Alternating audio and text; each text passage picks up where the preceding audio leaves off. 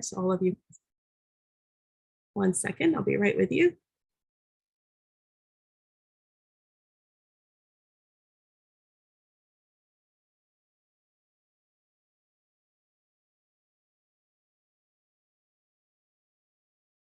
Hopefully with our share screen function, it will work in just a moment. But I just wanted to share with you, inshallah, what the learning circles are so that you're well aware. These are programs that our organization, Maristan, puts on. Our goal is to have these on a monthly basis. And we really hope that all of you benefit from them. We've had a couple of healing circles already. Healing circles are a little bit different if you've attended with us before. We're so happy to have you back, but they're a little different than the learning circles. Healing circles are actually where there's a topic. Usually it's something that's happening right at the moment, usually a trigger point, something that's been very difficult for the ummah and for many of us. And so we gather and bring an expert or two and discuss it, and then have you all kind of join the conversation, actually unmute and discuss. The learning circles are a little bit different. The learning circle is essentially like a halaqa style, where we have also our expert speakers, and we pitch to them the questions and ask them to respond to them to the best of their abilities. And all of you can join in on the Q&A chat. So there's a little bit of a difference if you've been to one of our healing circles before. This is an inaugural learning circle. It's the first of them, inshallah, first of many, many. And we hope you'll continue to support it. Let me go to the next slide, inshallah. And so a couple of agreements, inshallah, of how we do this. I'd like everybody to purify their intentions, inshallah, really focus that why we're here, what we're hoping to get out of this. Sometimes we'll talk about things and questions that are difficult. They're not always easy. And we're here to heal and to promote that healing for ourselves and for others, inshallah. So listen compassionately and with curiosity. And as you write any questions into the box, also just be mindful of withholding any judgment, and also sharing that there may very well be opposing views, and that's okay. But we're here to really hear each other's questions and to get responses, inshallah, from our esteemed teacher, inshallah. With that, Anse, Tamara, I wonder, inshallah, if you are ready to join us, inshallah, for some of these questions. Yes, I am. Barakallah. Wa alaikum assalam wa rahmatullahi wa barakatuh. I'm so excited to have you with us, mashallah. We've had just an outpour of questions is really the best way to describe it. I think this topic of family dynamics is one that has a lot of emotion that comes with it, and a lot of pain. And Anse, I've heard you speak in the past about how to navigate family gatherings, and particularly when there's, members of the family that are difficult to deal with, inshallah. But to keep that peace as well. And today, inshallah, we're going to start with the first set of questions have to do with probably the first people, first members of our family that some people will meet, which are their own parents. So there's the first series of questions here, particularly about, and if we'll kind of categorize this in two sections, we'll say for those who are still, young and living kind of at home, or have gone to college and come back for, holiday, and they're with parents again. So they're young adults, right? Versus the next set of questions is more related to those who are themselves, parents themselves, but they come back to see their parents, and so there's some friction there. So in the first set of questions, there's always a question about how do I deal with someone who's been harmful to me, that there's been a clash of personalities, or they're very controlling and difficult.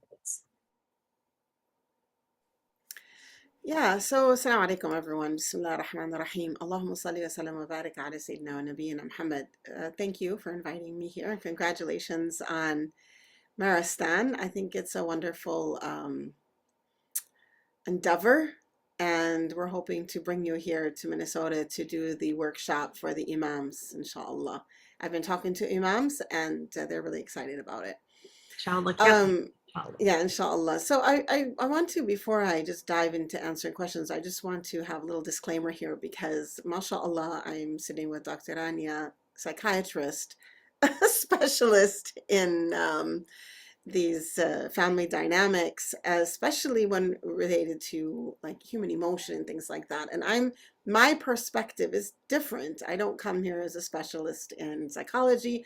I don't come here as a specialist in psychiatry or therapy or communication or any of it. I come here rather as, I would say, a specialist in being human and fumbling around.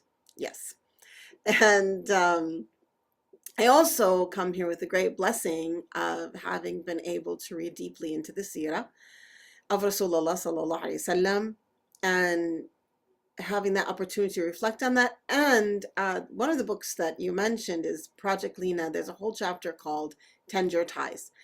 And in order to write that chapter, Najia Maxfield and we spent a lot of time thinking and talking about this concept of how to manage and deal with family members, really family dynamics. How do we tend our ties? These are ties. Our goal is not to untie them. Our goal is not to remove them. So how do we do that? So that's my perspective that I'm coming to you from. And I do hope that everyone who has serious issues sees your therapist and your psychiatrist and your doctor and all the people that you need to see. Okay, now to address the question about the first question is children's relationship to parents and how those are what happens when parents are controlling and difficult and abusive and things like this. So for this, I want to talk a little bit. I want to just paint the background of this and remind us of four of the companions. Allahumma salli wa sallam barik ala Sayyidina Muhammad, four of his companions. And this is, we're giving an example of four, not to say that these are the only four. We have Salim Mawla Abu Hudhayfa, Mus'ab ibn Umair, Sa'ad ibn Abi Waqqas, and Abu Ubaid ibn al-Jarrah.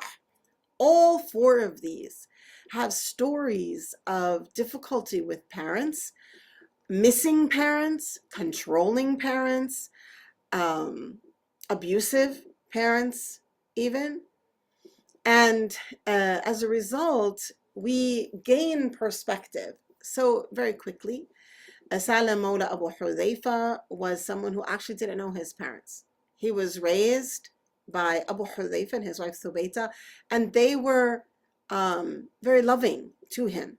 But he didn't know who his parents were, and that in and of itself has an effect on the soul, an effect on the person. Mus'ab ibn Umair, we know that after he became Muslim, his mother was furious and locked him in the house and attempted to stop him from his belief by threatening him with removing his privilege. He had been rich and privileged before. Sa'ad ibn Abi Waqqas, also, his mother threatened all sorts of things. Also, she threatened to, in this sort of controlling, manipulative way, telling him, oh, your prophet says you should obey your mother, so here I am, I'm your mother, listen to me. I say you should leave your religion. Abu Ubaid ibn al-Jarrah, we don't really know much about his father, but we know that he was a slave to someone who burned him, literally burned him with hot iron. Now, of course, we've just quickly gone over these stories and we ask ourselves, okay, well, what does that have to do with me, maybe? But it has a lot to do with what has become what I would say a healthy, but we have to be aware of it, of how it might affect us, a healthy awareness of what we see around us that may be unhealthy. I don't know if that was very clear. We're developing as a community a healthier awareness of actions and sayings and things around us that are unhealthy. But we're not the first people to have unhealthy relationships. We're not the first people to struggle with the parental and child relationships and all of the other relationships that we have.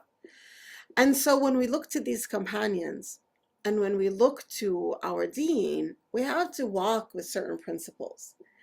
And that's why I guess I'm not jumping into the question, so forgive me for that. But there are certain principles that we hold on to that help us to move forward. And so I mentioned these four companions that struggled with their parents in all different ways. And yet We don't have any narration of them mistreating their parents, though their parents mistreated them terribly. We also, interestingly enough, don't have narrations that I know of, at least, of them trying to control or change their parents. So interesting. We have instead holding on to being responsible for themselves, responsible for their behaviors, responsible for their words, responsible for their faith, and remaining confident in themselves. And so I think that if I will take just this and circle back to that particular category of questions, the one that is children's relationship with parents and how do we deal with parents who are controlling even after you've grown up and have children. You know, parents are just like you struggle to see your parents as human beings, your parents struggle to see you as separate human beings. And whenever you make mistakes, they feel guilty, like it's their fault, which it isn't actually. Your mistakes are actually your own fault. They did their best. Something Maya Angelou said in a poem, I won't be quoting it exactly, but it's something like, I did my best with what I knew, and when I knew better, I did better. I really believe that this is the case of parents always. That I'm a parent, we do our best with what we know, and when we know better, we do better. We try. And so as children, if we can recognize this, as adult children, if we can recognize this in our parents, or if we can have husnul zan in our parents, I mean, even the mother of Sa'd ibn Abi Waqqas, yes, she was selfish. Yes, she wanted him to leave his religion and go back to what she wasn't embarrassed of. She was embarrassed that he was following the Prophet ﷺ. Yes, that is what she wanted, but she wanted it out of her belief system, what she thought was best. Parents don't look to children and think, what is the worst and how can I find it for you? They just may be mistaken for whatever reason about what is best. In the case of these companions, their parents were mistaken mostly because they were outside of deen. They were bringing belief systems that weren't connected to faith, to Islam, to the Prophet ﷺ. And so I think really having husnul zan in our parents is a very important thing. And especially as you begin to grow into adulthood, remember that moment when you grew into adulthood, you had your first child and you said, whoa, it's a lot harder than I thought. That's going to remain for the rest of your life. That's not going to stop. It's not just because you have a baby now and you nurse that baby, like, wow, my mother did this for me. No, it's going to keep on going until they're 7, until they're 12, until they're 20, until they're 30. I don't have any in their 40s yet, but I'm certain that it will continue. So have husnul zan, think well of your parents. Included in this list of questions are things like, what about toxic and abusive parents? Remember these companions. It's not your job to fix your parents. Allah's not going to ask you, why didn't you raise your parents correctly? It's your job to control your own emotion. SubhanAllah, the Prophet, I don't know if I should keep talking, Dr. Rania, if you want to ask questions. No, please, it's Anse. I will jump in just shortly here, inshallah. Please continue this. So the Prophet ﷺ also, like we gave some examples of companions, but when we talk about Rasulullah sallallahu alaihi wasallam and his family, I find stories that are really, they're mind-blowing actually. And one of the examples I think of the most is he's received revelation. He struggled with this. He knows his work now. The da'wah has been private for so long, and now it's going to be public. And he knows what to do first. He calls his family to talk to them, and his own uncle interrupts him, insults him, and makes sure that everybody leaves without listening. I mean, I can imagine what all of us in audience today might say in this occasion, or think, or maybe just feel, why did he do that to me? And maybe obsess over, why did he do that to me? And remember it until we turn 92. The Prophet ﷺ didn't do that. He said, oh, okay. I mean, I'm not quoting here, I'm just, instead, he had another dinner, invited the same people. He didn't even uninvite him. We would all be like, it's ha'i, I cannot invite him because, you know, he treats me badly. No, he invited him. But this time he spoke before he fed them. This time he knew to jump and speak before he gave him a chance. And still he insulted. And still he attempted to undermine the talk. But the Prophet ﷺ continued, as we all know. We all know that throughout the seerah, there are relatives that hurt him. We don't hear that this stops him, that it causes trauma, that he obsesses, or even that he doesn't forgive. MashaAllah, Abu Sufyan, radiallahu anhu, who becomes a companion of the Prophet ﷺ. He literally, at that moment when Abbas radiallahu anhu is pushing him to become a Muslim, he says, La ilaha illallah. Not sure. I mean, come on. Enough already. And the Prophet ﷺ is not only generous and kind, but generous with gifts and things to ألف بين قلوبهم. Yani this verse, this concept of giving in order to tighten hearts, to bring our hearts, not to tighten the heart, but to tighten our hearts together. One last point I wanted to make, because I have an observation, and again, I'm not an expert. So my observation, which is a note about narcissism, does not come from the place of psychology or psychotherapy. It comes from the place of sociology and leadership. From my own studies in leadership studies, that's what my doctorate's in, and the sociological theories and books and things I read about that. Okay, so this is not about narcissistic personality disorder. This is about narcissism as a concept. As I look around and I think about our history, hour by hour, I mean Muslim communities in general, making a large generalization here, I note that we have seen trauma for 400 years. By that, I mean colonialism. Colonialism, where literally we as believers were invaded by those who wished to subjugate us, to take our resources, to humiliate us, to harm us, to take from our land and our people. And this, we have to recognize it's had an effect on us. Now, narcissism, the concept of narcissism, and Dr. Rania, please correct me if I'm mistaken, very simplistically, is someone with very low self-esteem internally, was struggling with self-esteem, that then begins to make everything about them. I know that's very simplistic, but just as a concept. So when we look at our societies have lost their self-esteem.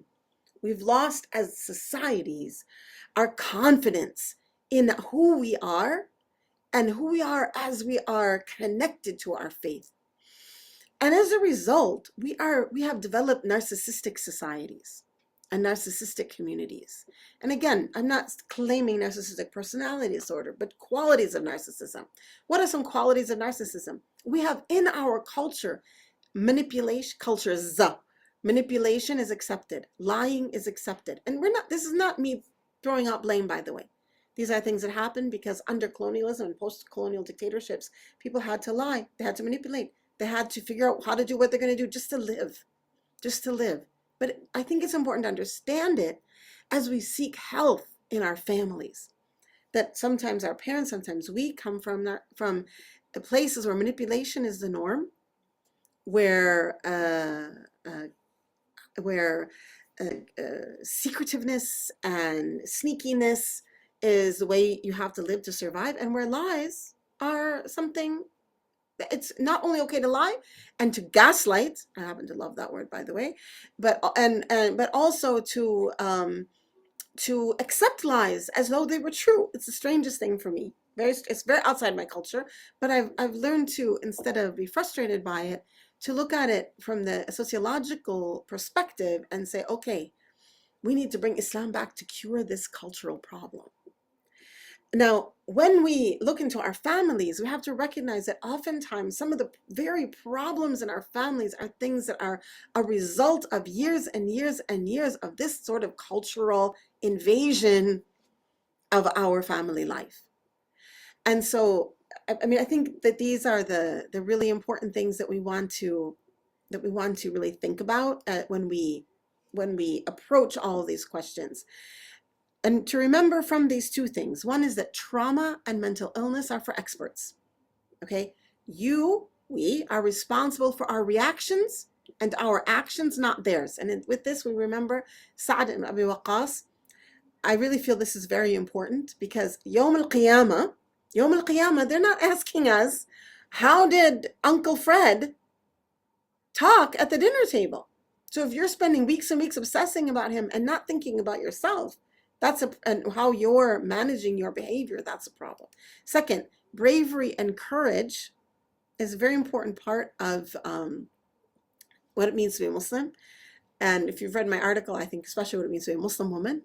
And with family, to be brave and courageous, we often feel coming in this new culture of trying to be healthy and spiritually and mentally healthy. We often feel that we must be vulnerable and honest.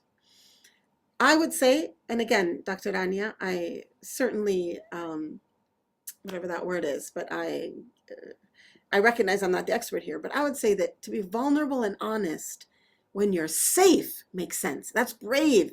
It's brave and it's courageous. But if you're not safe, if your family is struggling, we don't look down on them or belittle them. We just recognize we're not safe. So instead, be polite and kind. We don't have to always be vulnerable and honest. We can be polite and kind, but there's no place in our religion for cruelty just because someone else has been cruel. Or I don't know, I can't think of the word that I want. Go ahead. Yeah. MashaAllah. No, it's so important. So many things that you mentioned, Anse, from that very beautiful kind of tying it in from the Seerah, thinking about the life of the Prophet sallallahu alaihi wasallam and his Sahabas, his blessed companions, and I would often think about how Allah subhanahu wa ta'ala gave us these specific people, these specific companions, where with their specific stories as diverse as they were, that then kind of echoes and parallels so many of our lives today. So many, nuances between people's talk about family dynamics and interpersonal connections with each other. And it's beautiful how you can go back into the Sita and actually pull out and say, here's somebody that I can very much identify with their struggle, different, but very similar to mine, right? SubhanAllah. And I think there's a lot of healing in that. In fact, as I was mentioning with Maristan, one of the main goals that we actually have in this space of mental health is to, when we say the Islamic lens and looking at things from the Islamic lens, it's not just a matter of like, let's see directly the Quran or the Hadith. Let's also expand that to all of the people that Allah subhanahu wa ta'ala put in that early society around the Prophet sallallahu alaihi wasallam, that he directly was able to respond to and answer to and advise. And then they created generations and kind of ripple effects after. And a couple of things, I'd say, to the things you said here, when we kind of just again, paralleling what you said kind of from a mental health perspective, it fits and is so in line. Like if we were to understand that this otherwise secular space of mental health actually had a lot of advice that we could find and agree and is in agreement with our Islamic values. There's plenty in the field that's not in alignment, which is why we're at Maristan always trying to align, what is, take what's good and give away and throw away what's not good. But one of the things that's definitely key, and you touched on it, and say one of the things that we say all the time in the space of mental health and in therapy is the rule of thumb, the very first rule of thumb in therapy is that you cannot change someone else. You can only change yourself. You can inspire change in someone else based on how you do and what you do and how you carry yourself. And if you yourself, like you mentioned, as if somebody is in a situation of abuse, of trauma, of difficulty to where you actually do, and it's like important, and it becomes almost like I want to say the word fard. I know some people might be upset with me if I say that, but what I mean by it is not that you're going to find it in the fiqh book. Instead, what you're going to find is that Allah subhanahu wa ta'ala commands us that we actually seek out help when we need it. In the Quran, it directly talks about, ask the people of knowledge if they don't know. If you don't know. And the people of knowledge in this particular expertise, let's say of trauma, right? There are trauma experts. So people tend to try to mend their wounds or figure out how to heal in ways that maybe is not with, why they're talking to their best friend, but your best friend is like yourself. They're not trained either. And so people unfortunately kind of go in circles.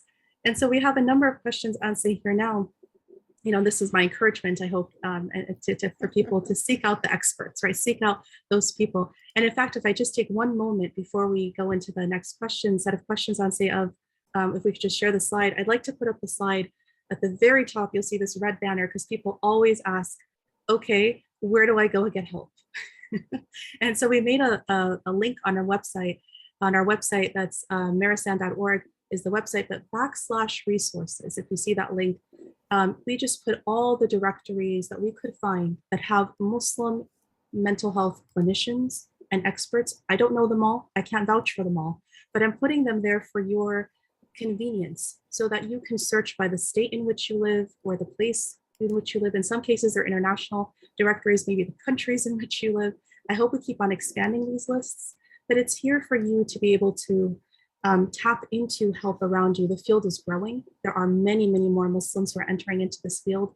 And if they're not a Muslim, but they are expert in their craft, right, they can also help you. So this is just a plug for people seeking out help, especially if you're listening to this and going, yeah, I think I need some more help than what I have, right? Please check out the resource list, inshallah. Now, as we carry on to the next question, inshallah, there is another set of questions, and this is probably a very hot topic in addition to parents. Parent-child relationship is about in-laws, and say, right? There are so many questions we've received about in-law dynamics. And for many people, their angst and kind of difficulty that they have is actually with their extended members of not their own family, but their spouse's family.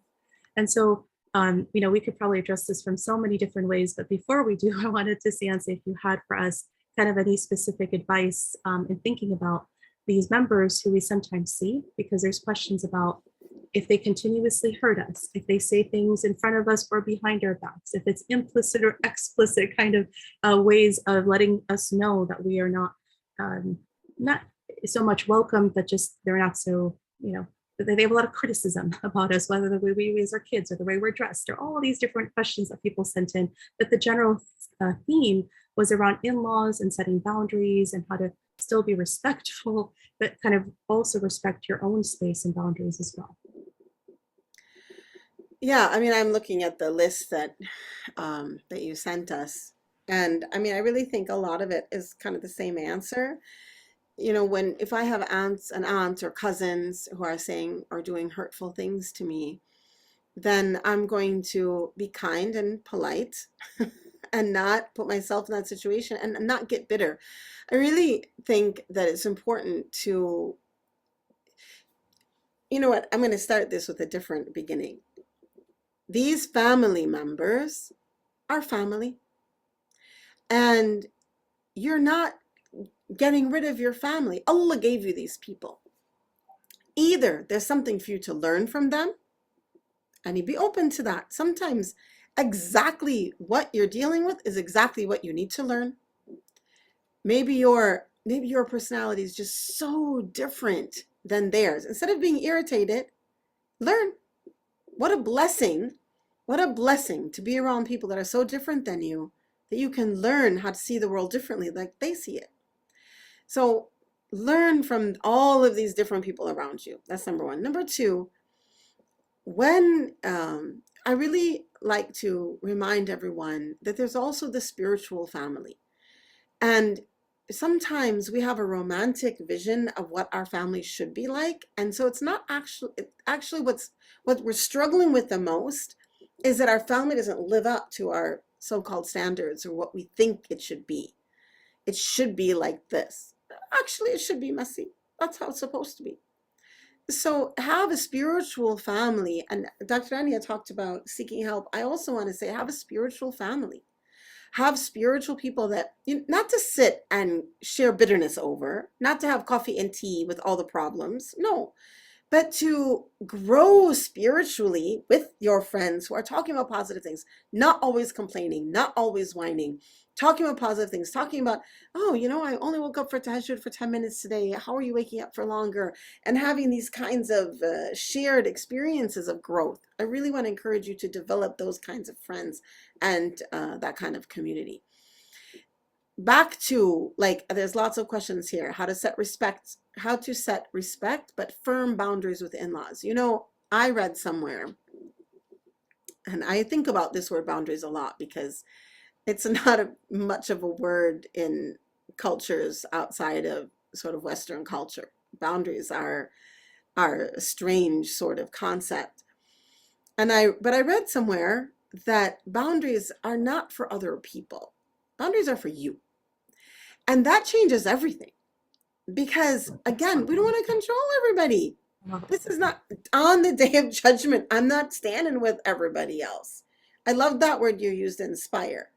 Because those of you who know me, my entire life is about trying to inspire people for positive cultural change in themselves, in their lives, in their communities. So yes, through education, through worship, through all of these things, yes, I do want to do that. But that's different than saying, hello, human being, now I'm going to set boundaries. That means you have to behave in a certain way. What? Don't do that to me. I'll be like, whoa, hang on a second. But you can set a boundary with yourself.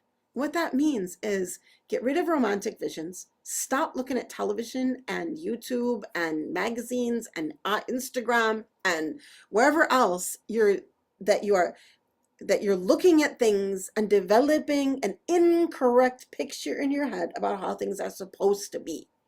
There is no supposed to be. This is humanity. Humanity is messy. And the way it's supposed to be is we're supposed to struggle through this life, move through this life in order to become better so that we can keep on honing and toning our nafs, grow into better and better people, stronger spiritually, so we can become of the khulafa of this earth, and so that we can, when we die, which this is a little secret, I don't know if you know, we're all doing that. We're all dying, everyone. So when we do, we can stand before Allah subhanahu wa ta'ala with as many good deeds as we were able to. Don't waste our time trying to change everybody else. So I see like stuff about in-laws. I have always tried and certainly failed many times, but done my best to be the in-law that I want my in-law kids to be to me. And I think that's a really good rule. I mean, it's not about how they're acting. It's about how you're acting. It's really about how we are acting. That they're manipulative, but they're cruel, but they say mean things. Okay, become a duck. My Anse also used to say that. Become a duck. When you get in the water, you don't get wet. And what does it mean? It doesn't mean you don't get in the pond or don't go in the water. You don't go to the family events. You're just like, we have to stop being so little self-esteem that all this stuff affects us. Don't you know yourself? If they tell you you're ugly, why do you believe them? If someone says mean things, it reflects who they are, not who you are. And if, subhanallah, some of the older ulama, they used to say that every Muslim needs four things. Someone who is a teacher, like someone above you to teach you, a student, someone who is under you to help them grow, a friend, so like you're walking together, and the fourth one is an enemy. I remember the first time I read that, I was like, huh? Wait, what? I don't need an enemy. And the explanation is because enemies, they have the ability and they do things that are often not true, usually. They do things on purpose to hurt you. And so you quickly learn how to protect yourself, how to grow up quickly, and how to be a person of strong faith where enemies don't influence you, only Allah does. I mean, subhanallah. So family is not enemy, no matter what. They're just not enemy. They didn't wake up in the morning and try to figure out how to ruin your day. even if they're ruining it. They just have their own issues. And I really think in-laws are your new family. In Islam, families get married. Families get married, not individuals. Families get married. And so these are your new family members, and you want to do your best. And I think a good rule of thumb is to be the in-law that you want your in-law kids to be to you. And Allah subhanahu wa ta'ala, inshallah, will reward you with that and give you that kind of beautiful relationship. Yeah, I mean, one time on say in therapy, I had a person I was working with, and she said to me, I just my family, her whole, all of her sessions pretty much were focused on her in-laws. I mean, everything was surrounding these people, and she gave them so much space in her mind, right? And for sure, there were, I mean, real egregious things. These are not made up or make believe things, but she gave it so much emphasis in herself. And then, subhanAllah, time would have it that actually she learned that now she was going to have a daughter-in-law. And the very first thing out of her mouth was, I can't wait. And I said, Khair, inshallah. And she said, I'm going to do everything that was done to me to her. And I said, oh, no, no, no, hold on, ya Allah. I was like, hold on. And she had carried all of this resentment and pain and hurt. And literally, she was waiting to put it onto the next person. Right. So you can imagine now the rest of our sessions had to do with, really talking about the level of pain and healing that needed to happen for her to understand the opposite. Actually, it's the opposite, as you mentioned, Anse, that this idea of what we call here the golden rule, kind of like do unto others as they like do unto yourself. This is our Islamic rule, right? It's from the very beginning. We have it within our faith. And but really what it really came down to is kind of going down to the very core. And there was a lot of what you discussed. Is it really true what they're saying or doing, all these mean and terrible things, or is it more a reflection of their own deficiencies? So parental therapy, just for everybody here, because everything you say, Anse, I'm kind of just giving a layer of kind of that therapy mental health piece to it, inshallah. And part of what we do in therapy, just to demystify it for those who've never been and are wondering what is this thing that we do, this talking really help and heal. It's very strategic talk, very strategic talk. It's learning tools and how to actually techniques of how you deal with the people in front of you and around you. And one of the things we work on is, really trying to empathy is putting yourself in the shoes of that other person and trying to understand, where did they come from? Why did those comments happen? What level of deficiency within them causes them to be able to say such terrible and egregious things? Or is it jealousy? Or is it feeling like you've taken this member of their family away from them? And maybe there's some rights due to give them the space of this son that you married, right, as your husband, back into the family. And for every person, it's a different story. There's different reasons as to why this happens, but just to demystify a little bit the kind of work we do. And certainly when you're working with someone from an Islamic frame, the advice and work and techniques that you learn may be the same, but the way it's oriented may be different depending on who you're working with in therapy. So, we often say, hopefully somebody who is attuned to the Islamic values and morals, if not themselves fully practicing them, which would be better and better and better, in order to make a person be able to heal. And so did you have anything more to say with the in-law piece, or would you like us to tackle the next? Let's go to the next one. I mean, I think it makes me really sad that, I mean, that's just what I mean by these cultures of passed on trauma and passed on manipulation, right? That it just continues. And instead of taking a minute and saying, wait, where is my deen? Where is my being a better person? It's just this, and it becomes a sort of accepted thing in a culture. And yeah, it's really troublesome, very troublesome. SubhanAllah. Alhamdulillah. I would say too, subhanAllah, I've also, alhamdulillah, and as in your work on the spiritual side, and say in my work on this kind of, I guess we'd call it psycho-spiritual side, is it's also beautiful and amazing. I just want to give everyone here the level of hope to know that when you do work on yourself, it is amazing, subhanAllah, this, we believe in this Islamically, in that intention. When you rectify that intention, subhanAllah, and you start doing better and being the duck and protecting kind of your stuff, putting your firm personal boundaries, as we learn, not on them, but onto yourself, right? And you start kind of getting better. SubhanAllah, it's amazing how many stories, like session after session, person after person I worked with in therapy, that they've said, literally things have changed, not overnight, and usually not, like this like revolution that happens. No, it's usually very consistent but steady. But when you look back retrospectively, months later or years later, you find, SubhanAllah, there was a real change that occurred. So I just want to, give people hope that don't throw the whole don't throw the towel in and say this is useless to get better with my in-laws. No, inshallah, there's definitely hope, even if you think at this moment there may not be. May Allah bless us all. Alhamdulillah. Anse, there is a set of questions, of course, related to marriage and separate from in-laws, but related more to things about, a lot of it is actually questions about relating to differences in the way of looking at the world, or the way of parenting, or in some cases actually co-parenting, blended families. And these are a little bit different. Each question is a little bit of a nuanced difference. I don't know which you might want to take on, inshallah. Well, I think, I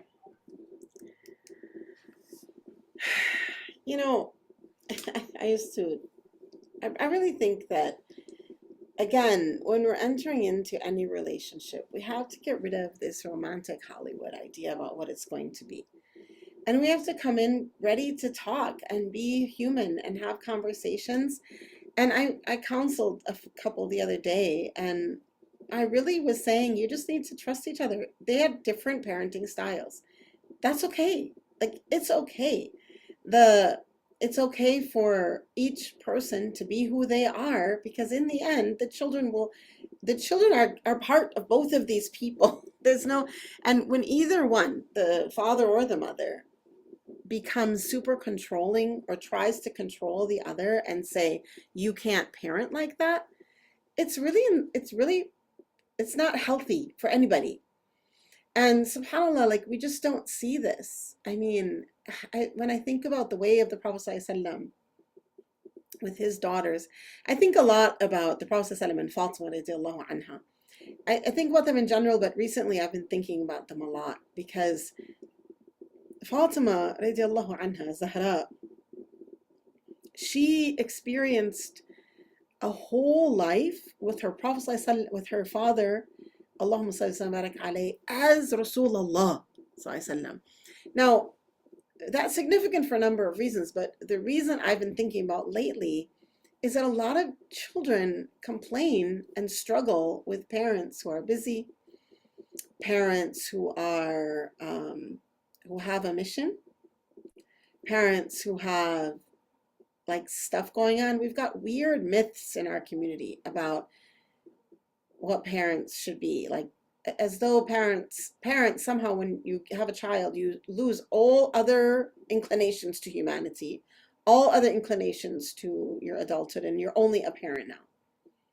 And first of all, that's not in my opinion. Well, it's not healthy, because you have to at the very least, work on your relationship to Allah subhanahu wa ta'ala. At the very least. But when I think about Fatima radiallahu anha, and how she grew for all of those years with all of the trials, all of those struggles, and she always still chose Deen. She chose his message. And she was a follower of Rasulullah ﷺ and a beloved of her father. They're not exactly the same, but they come together. And anyway, so I'm just very impressed by her, but I'm also thoughtful about these strange ideas that we swallow hook, line, and sinker because someone said them somewhere about one thing or another. I think the metaphor of the palm tree is a good one. I use this metaphor in my book relating to converts, but in actuality, I think it's good for everyone. And the metaphor of a palm tree, I'm going to just read from page 21, the definition of a palm tree. Palm trees have a fibrous root system that shoot out hundreds of roots into the surrounding soil. So it's not like a tap, okay? It shoots out hundreds of roots into the surrounding soil. The roots are not long, deep taproots of other trees, but thin roots that grow horizontally from the base. They stabilize and anchor the tree, allowing it to find nutrients and moisture. And the taller the tree gets, the wider the root base.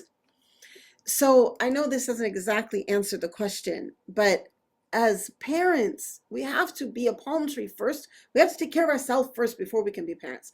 We have to have roots that are strong and wide, lots of roots. That comes from our spiritual life, our ilm, what we're learning about deen, our worship, our intentional worship, our sadaqah, our work on ourselves as human beings. And then we can grow tall. And the taller we get, though, the more we have to have roots. We can't, if we're going to grow taller without roots, we risk falling over. And a palm tree, gives dates and gives coconuts and all these other wonderful, nutritious fruit. So that's how we can be the healthiest parent. Not by following a book here or some weird crunchy thing here or there. Like, it bugs me when we define good parenthood as with organic tomatoes. And it also bugs me when we define good parenthood in any other way. Like, it's not, it's good parenthood is being the best person you can be and doing your best. And you're going to mess up. And one day your kids are going to go to therapy and complain about you. But do your best and stand before, so that you can stand before Allah subhanahu wa ta'ala and say, I did the best with what I knew. And when I knew better, I did better. That's all I got. Oops, Allah ya'tik al-afia, Anse. I love that, mashallah. And I hope everybody can imagine in their minds what that means about the palm tree. And if you don't have the book called Project Lina, this is a plug for you to go ahead. Oh, there it is. I think it's trying to come through. There we go, mashallah. To please go ahead and get this book, please, because it's wonderful in its content. Anse was reading directly from it. And someone earlier asked, is there a book, Anse, that you have your some of these ideas in? And this would be one of them. But as I understand it also, and what I understood, Anse, is that it's also a workbook, something people can work through as well. Yeah, I mean, there's a lot more to read than there is to do, admittedly, but there are exercises and activities after every section. There are 3 sections, and then 3 sections there are 3 modules and 3 sections in each module. The one I've been referring to tonight is the last one. It's called Tend Your Ties. And the first one is about knowing yourself, which is just good for any Muslim. But the book, and the second one is Declare Independence. But just FYI, the book is written to the convert audience. That's who it was originally written to. Yes, I think that's important to keep in mind, inshallah. But really wonderful for all of our convert sisters. And honestly, I think I've learned so much from Project Lina, and so I hope others can as well, keeping of course in mind the audience it was written for, inshallah. You won't have, it's very clear. You won't have to keep it in mind. It's clear all over the book. Excellent, alhamdulillah. As always in conversations like this, there is so much more to answer than we're able to get to, subhanAllah, so many more questions that we're able to answer. And I do know, mashallah, and I want to be respectful of Anse's time. We're able to take a few more minutes of your time, Anse, or how are you? I'm actually just checking my WhatsApp to see what they're what they're saying about what I have next. I'm okay. I have like maybe about 5 minutes. Okay, 5 minutes, inshallah. Then we'll do kind of, if it's okay with you, Anse, and for everybody who's attending, if they have the ability to, maybe that's your call right there, mashallah. Yeah. I just wanted to let everybody who's attending know that inshallah, when Anse leaves, inshallah, I will be able to stay behind, because I see that there's a couple of questions specifically that are mental health related that I would like to get to. So you're welcome to stay on, inshallah, for a little bit longer, and I'm happy to discuss those particular questions, inshallah. But while Anse is still here with us, let's make sure we use all of the time, mashallah, and barakah that we have with her with us, inshallah. And Anse, in one of the points that sort of came up, and it had to do with, of course, all of the different various struggles, but I'm wondering about the concept of, any families that have children with different abilities. So, mashallah, children with, we might say disability, or folks today like to say differently abled children. And if there's any advice you can have for them at this moment, inshallah, and how to navigate family dynamics when people don't understand their children. So I just want to quote my dear friend, Anse, because mashallah, so Anse, who also teaches at Ribat with me, and is often a guest in our qiyam, she has a child who has Angelman syndrome. Now, much of your audience probably doesn't know what that is.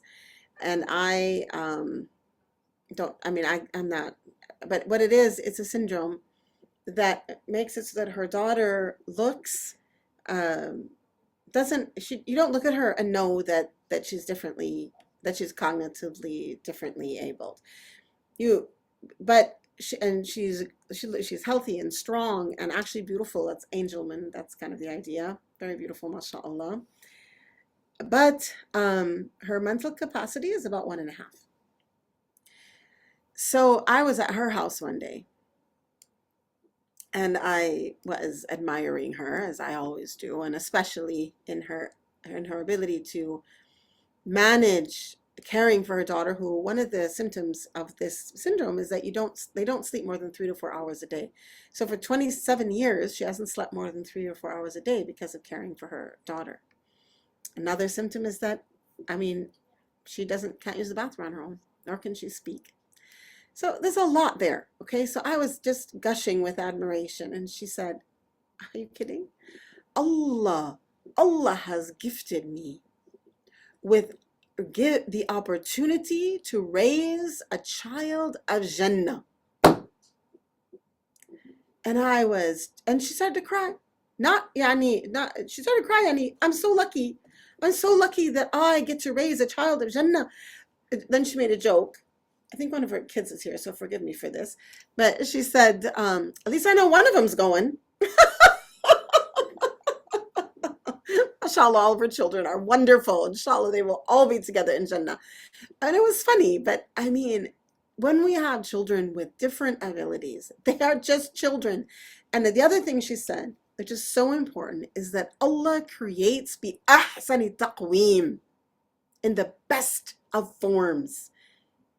All children, all adults have been created in the best of forms. The best. There is no mistake here. There is learning here, there is blessing here, there is a different lifestyle than your neighbor.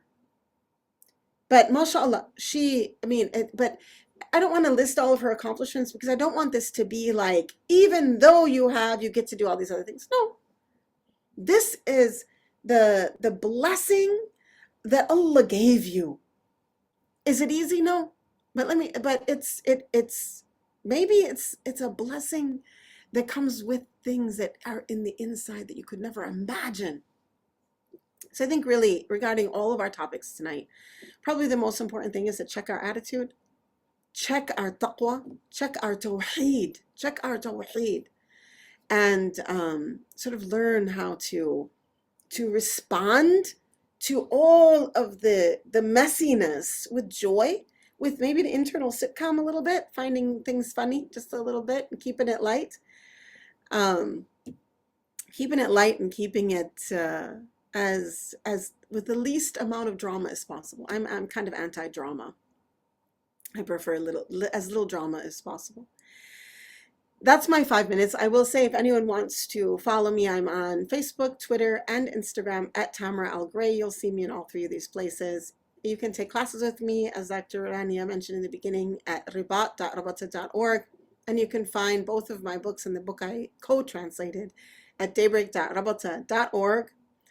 And I look forward to working with Maristan more in the future, inshallah. Oh, And just working together, standing together, arm in arm with all of you ladies who are here tonight, all of the helpers that helped you, Dr. Rania, and all of the audience members and everyone who behind the scenes and those who aren't here, standing together, linked arms, inshallah, really creating a new world for ourselves and for the next generation, a world that the Prophet ﷺ would not only be happy to come, would not only recognize us as believers, but would feel like he finally met the ones he once cried out of longing to meet. Oh, Allahumma ameen, ya Rabbi ameen. MashaAllah, MashaAllah. Barak fiki, Anse. MashaAllah, it's always so wonderful to have you, Anse, Dr. Tamara Gray, MashaAllah. And its sisters, we're going to, and perhaps brothers, we're going to put the links that Anse Tamara mentioned. The book link is there already, but we'll also add some of the other links to the chat box so you can have access to them. And to be respectful of your time, Anse, we'll say salam to you, inshallah. And I'll stick around to answer a couple more questions. Barakallahu fiki, Anse. Take good care. Assalamu alaikum wa rahmatullahi wa barakatuh. mashallah, my dear sisters and brothers, mashallah. I hope, inshallah, this has been a wonderful kind of a conversation for you. It's very much one that came from the discussion of a spiritual angle to the discussion on family dynamics. Now, I want to tell you something about Maristan and our goal with these learning circles and our healing circles, that these are programs, inshallah ta'ala, that we're hoping to have continuously, monthly, we hope, inshallah.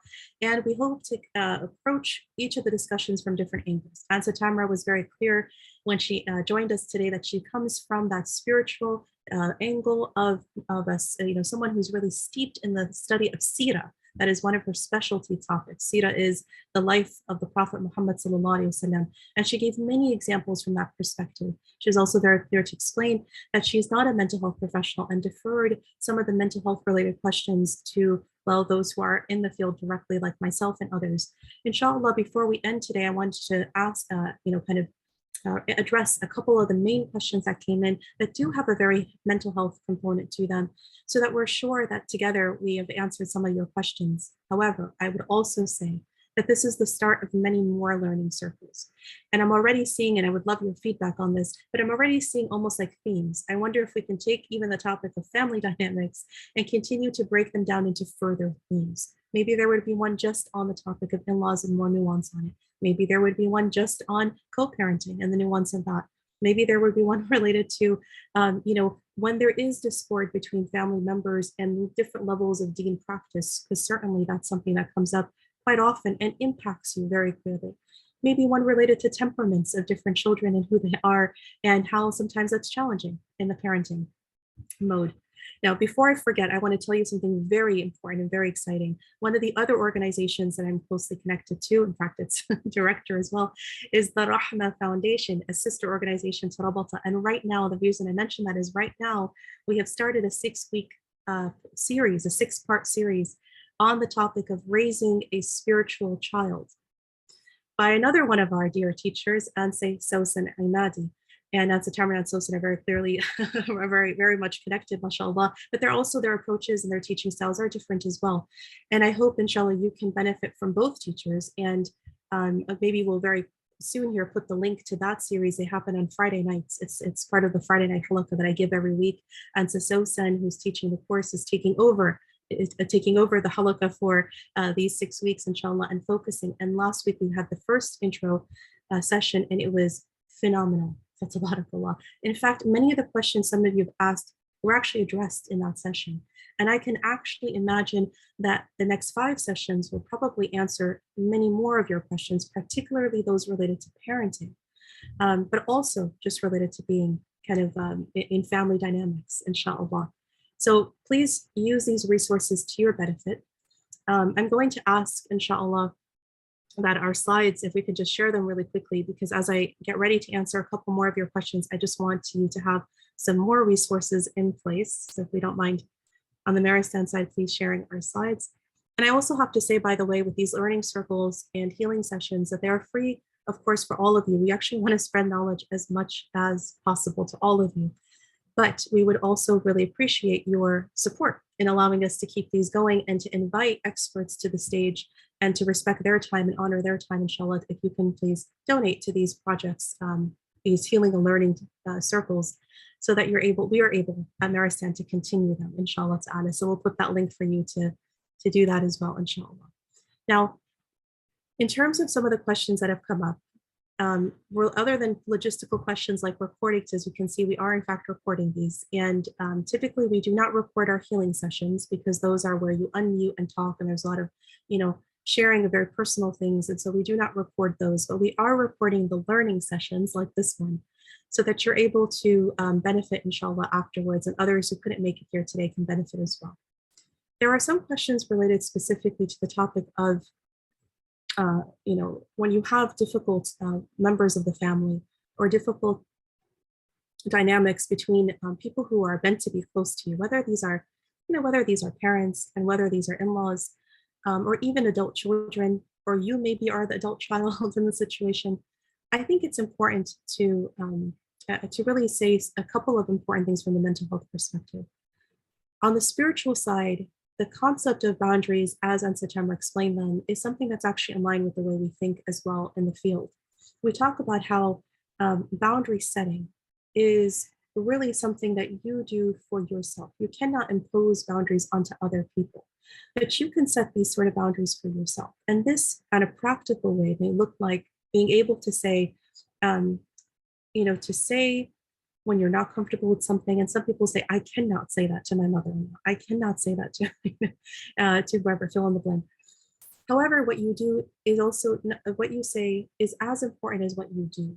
And some of that relates to having, for example, I'll give the example of limiting, this is an action, limiting the amount of time, let's say, that you are in a social gathering. You feel obligated, you are expected, you need to be there, and so you go to the social gathering. But a boundary here, in a very practical sense, may be something like you deciding how long, right? You are the agent here of how long you are in that space, or perhaps what you do in that space. And if what I'm saying sounds really difficult, or even perhaps foreign, this is where I encourage you again, and I put up the slide for the resources. I encourage you again to make sure that if you feel like you cannot do this alone, get the help in order to do so. Because sometimes you have to break things down into building blocks to take step 1, 2, 3, and 4 in order to get to a point where you're able to comfortably go into a social setting, right? Let's say something like you're visiting in-laws, right? Or maybe they're visiting you, right? And figure out what is going to be comfortable enough, what you're going to be able to, tolerate, and what is not going to be okay, and who and when you speak up about something that happens. So for some, they don't really have this issue, or maybe in-laws is not their issue. On a spiritual level, we know Allah subhanahu wa ta'ala tests us in so many different ways. And for some people, that is the bane of their existence, subhanAllah. And for other people, it's actually not. Their in-laws are just fine. It's maybe their child. And yet for others, it's not the child, it's actually their spouse, right? And everybody has, Allah tells us this in the Quran, He's going to test us because this is the world or abode of tribulation and testing. And we know the test will come in different combinations for every single one of us, but He also doesn't test us more than we can bear, right? And so if He does not, and He promises not to test us more than we can bear, then clearly there's something within ourselves and the resources that He gave each one of us to allow us to cope and deal with whatever comes our way. And that means leveraging your tools to the best of your ability. Now, people have asked questions about these kind of relationships that have been very harmful. And Anse did touch upon, the idea of like a toxic relationship, or, people who are very controlling, right, was another one that came up today. And here we also talk about in therapy, for example, we would talk about how, where is that level of control coming from?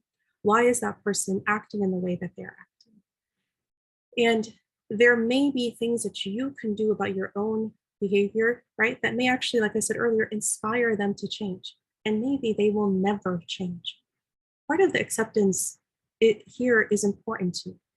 When people realize that they are, that the life that they have been given, especially the people in the life that they have been given, a biological relationship will always be there. But how closely connected to that person you are is something you control. And many people don't realize that, either because culture, which is actually the biggest culprit, comes in the way, or sometimes it's religion. And what I mean by that is not because it's a fault of religion, but rather usually it's a misinterpretation of the religion. So what I find a lot actually in therapy spaces is people saying, but Allah said, I have to obey my parents whatever they say. If they're not telling me to do haram, I must. And so there's a really difficult thing of trying to navigate when you can say or don't say that you are willing to, work with your parents on, or whatever, kind of bend to whatever it is that they're asking you to. Especially questions that came in also about after yourself, you've become yourself a parent, and you're not only a grown adult, but you're also yourself a parent, and yet your parents are still either controlling, or they are very kind of coming into your space and critiquing all the time your parenting and other aspects.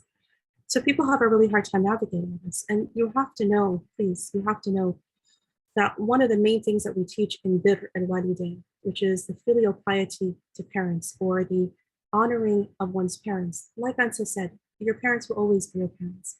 But how you allow somebody that has been time and time and time again has, and this is where we make that clear distinction. We kind of draw this line in the sand between abuse and between quirks. I do this in therapy all the time. I listen very carefully to, is this abuse? As in to say, has somebody taken over inappropriately and egregiously someone's bodily, right, physically, or mentally, emotionally, financially, or psychologically, or any other form of abuse? Have they transgressed those bounds that Allah has put there?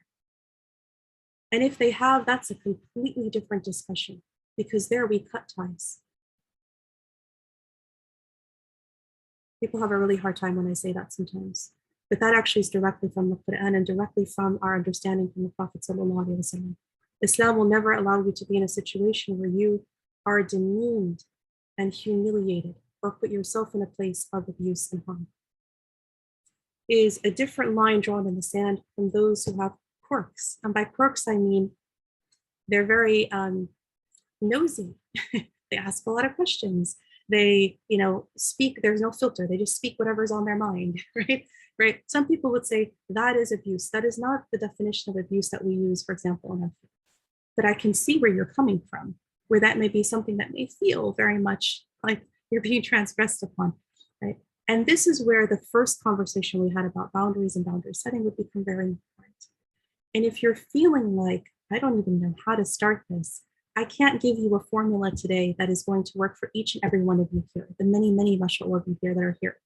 Rather, this is where you need a custom tailored formula for you specifically, that's about your family dynamics specifically.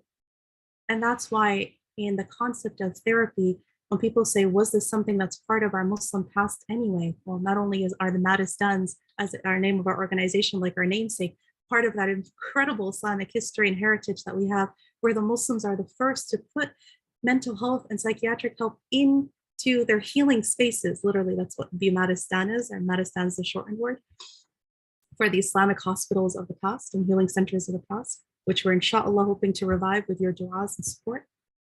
But not only that, but they actually created the kind of talk therapies and the kind of healing therapies that allowed people to navigate these difficult things, because these are what we're dealing with, the dynamics we're talking about here have existed for centuries and centuries and centuries of old, right? So this is not something new, is what I'm trying to say. The other thing that I wanted to say from an Islamic kind of lens, when people say, is this really therapy, this really kind of Islamic thing? Yes, of course. In fact, Imam al-Ghazali talks about in his book where he says specifically that when a person is having a difficult time in whatever it is that they're dealing with, we have the ayah of the Quran that talks about seek help, ask the people of knowledge when you don't know, that tells us to seek help. But there's also what Imam Ghazali says, when you don't have the expert there, right, the person of knowledge, what you do next is you find a person who you're able to have as a trusted companion who walks on the path with you, who helps you sometimes see the bumps that you can't see in the road and points them out to you. And this description is very much how we would describe what a therapist is from an Islamic viewpoint. Someone who is literally walking on the path with you, kind of helping point out the bumps, who has some knowledge base from their own expertise, right? Isn't fully emotionally tied up into your family and your dynamics, can give you a more neutral and wise perspective, we hope, inshallah, that is guided by Islam. This is the kind of work, inshallah, the kind of work that I think many here and many of the questions you've posed could really benefit from, along with, of course, the spiritual benefits, I hope, inshallah ta'ala. And so I hope not to take too much more of your time, but I will tell you this much. All the questions that you have put in the Q&A box, we have collected. And our goal, inshallah, they actually do register, inshallah.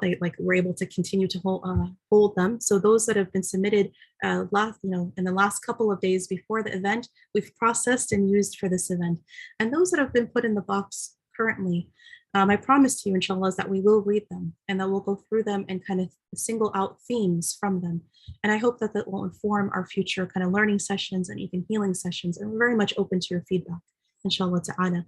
So before we formally end today, what I want to say is a couple of housekeeping things that we'll end with. But one of the first things is go ahead and put any questions or even thoughts or ideas for future healing or learning sessions in the box so that we can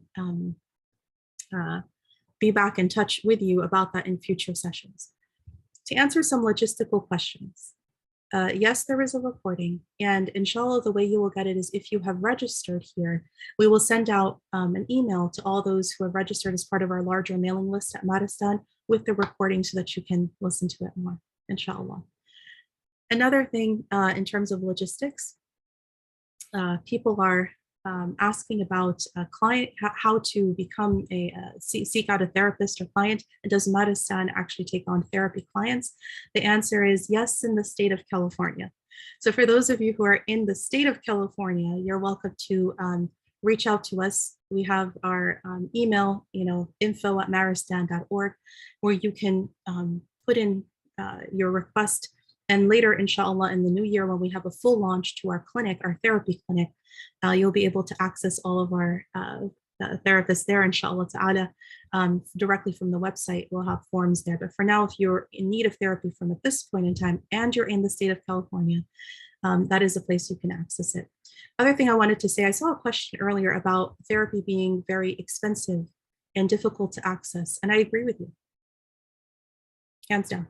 I agree with you 100%. And part of the philosophy that we have at Maristan and some of the other organizations that have taken on the mantle of Muslim mental health is to really try to find some ways to help all of our families and individuals that want therapy. Now, one thing that I'm going to share with you, and this is a deep-seated request, having been in the field this long, is that I don't see Muslims yet thinking about giving their zakat or their sadaqah to charity, their charity or their zakat to mental health. It's not something I see very often. Often when it comes around for Ramadan or comes for zakat time or it comes for even just sadaqah and contributions, all the things that are mentioned in the Quran, mashallah, we do, right? The orphans, relief work anywhere across the world, even mashallah, many are working with prisoners now and working with those who don't have much, mashallah. I want to tell you something I learned from some of my refugee-based work. There, in the work that I was doing overseas, you find that, of course, the first human needs are food, clothing, shelter. And alhamdulillah, many organizations were doing that. But so many of those individuals, almost everybody, I would say, had mental health considerations. And because of those mental health considerations, much of which was trauma, along with many other things, depression, anxiety, you name it, as much as they were given food, clothing, and shelter, they couldn't really continue to go forward without good mental well-being. Yet there wasn't anybody really working on that. There wasn't any charitable causes helping that specific cause. Alhamdulillah, I joined the group that was specifically working on that. But then as I came back to the US to do, here, and I would look around our own communities and I would say, subhanAllah, we have the same needs here. And so my hope, I'll tell you, this is a very deep-seated hope, and I hope not to take too much of your time, but I'll just share a deep dream for myself. One of my dreams is that people think about giving their zakat to mental health. Imagine if somebody is zakat eligible and their mental health sessions can completely be covered because you've given your zakat to that, if you are someone who is able and has to give zakat. And if not, then maybe it's sadaqah, maybe it's your charity. And so anyhow, in Maristan, we have this model that we're using in which there are zakat clients who will, inshallah, much of the session will be covered through the zakat funds, a sliding scale, inshallah. And then those who have insurance, because many who are working may have insurance, to use that as well. It's a very flexible model, and it does hope to have many people be able to access it, but it needs your support. Now, the long-term goal, because you could say, well, what if I'm not in California? My long-term goal, inshallah, our long-term goal, I'd like to revive the Maristans. This healing center that was holistic, that had mind, body, soul, that had all of the different aspects of mental health and physical wellness, connected. Talk therapy. Yes, they did talk therapy there. Aromatherapy. They used color and sound. They used all the different forms of your senses for healing. We need to revive this, and it needs to be a waqf or an endowment. This is my goal and plan, inshallah ta'ala. And in working and pulling out from the historical resources, connecting it and bridging it to modern clinical resources, and trying to, inshallah, create what would be like a blueprint for this kind of healing. I hope you'll be part of the journey. I hope now you know a little bit more about Maristan, what it's for and where it's going. And in the meantime, inshallah, we'll have these educational sessions, we'll have these healing spaces. And of course, if you'll find us doing trainings all throughout the country. As Tamara very kindly mentioned, our imams training that was, and it's actually for not just imams, but for religious and community leaders. It's on a very difficult topic, so I'll give my trigger warning here. It's on the topic of suicide, which is a heavy topic and a difficult one. And our Muslim community notoriously does not talk about it. And unfortunately, we keep losing people to this. And so it is so important that our leaders are trained in how to do this properly. And alhamdulillah, Maristan works very closely with my lab at Stanford, the Stanford Muslim Mental Health and Islamic Psychology Lab. We've developed this amazing training that's a full day certification training that I hope will come to your hometown and be able to train religious leaders, community leaders, Sunday school teachers, youth leaders, youth directors. But these are the kind of things that Maristan hopes to do, kind of really spread that healing from a very Islamic lens, but fully in line with the current understandings of mental health from a scientific perspective today. Marrying these two together, inshallah, is the work that we do here. So yes, I hope, inshallah, that we will be in your neighborhood soon, but in many ways as well, that you join us and continue to join this effort and make dua for us. At the very least, please keep us in your duas and keep in touch so that you know what we're up to, what we're doing, and you can be part of the journey. I find this a collective journey where it takes an entire village, literally, to not just a village to raise a child, it takes a village to raise up a Maristan again, inshallah. So please, inshallah, stay in touch. And yes, I'm seeing some comments here, mashallah. Yes, inshallah, my goal is to have all different kinds of healing. Some people asked about naturopath and osteopath and chiropractor and all the rest of it. Inshallah, in time. The idea is that wherever it is that Islam went, one of the beautiful things it did is it encompassed the local cultures in which it went and was ever evolving with it. And it took the good that whatever these cultures and civilizations that it entered, never losing its own holistic perspective of healing, as mentioned in the Quran, right? It didn't lose its essence as it took on the best of all the various cultures and civilizations it entered. Hence, as you see the name Maristan, which is shortened for Bimaristan, is a Persian word. The Arabic, by the way, is Dar al-Shifa, same meaning, the place of healing, inshallah. So my dear sisters and brothers, I look forward, inshallah, to continuing this journey with you. I'm so blessed and honored you're here with us. Inshallah, keep with us in our mailing list and in our programs. And with that, we'll do a closing dua. وصلى الله على سيدنا محمد وعلى آله وصحبه وسلم يا رب يا كريم. We ask Ya Rabbil Alameen to protect us, to uplift us, to empower us. Ya Rabbi, to make us from those who are beloved to you. Ya Rabbi, grant us healing. Ya Rabbi, today our session was on family dynamics. Ya Rabbi, allow our family dynamics to be for us a source of happiness and a source of healing, Ya Rabbil Alameen. Allow our families, our children, our parents, our grandparents, our cousins, our aunts, our uncles, our grandchildren, Ya Rabbi, our extended families, our in-laws, Ya Kareem, we ask you that all of these different members of people who are in our lives, Ya Rabbi, allow them to be a source of help for us, a source of happiness for us, a source of healing for us, and not a source of pain or difficulty. Ya Rabbi, if we have been hurt, we ask you, Ya Kareem, to open the path and door of healing. Ya Rabbi, allow us to have our intentions today to take the very first steps towards healing. Ya Rabbil Alameen, we ask you, Ya Kareem, that you, Kareem, you and your generosity, Ya Kareem, that you and your generosity, Ya Rabbi, shower that mercy down upon us and our families, and allow us to be from those who will live happily and dwell happily on this earth, and have everlasting happiness in the akhirah and the hereafter. والحمد لله رب العالمين وصلى الله على سيدنا محمد وعلى آله وصحبه وسلم أجمعين وعلى نية القبول والهداية والنصر والسلام في كل مكان. أسألك يا ربي بسر سورة الفاتحة. For acceptance of this dua, please take a moment to read to yourself Surah Al-Fatiha.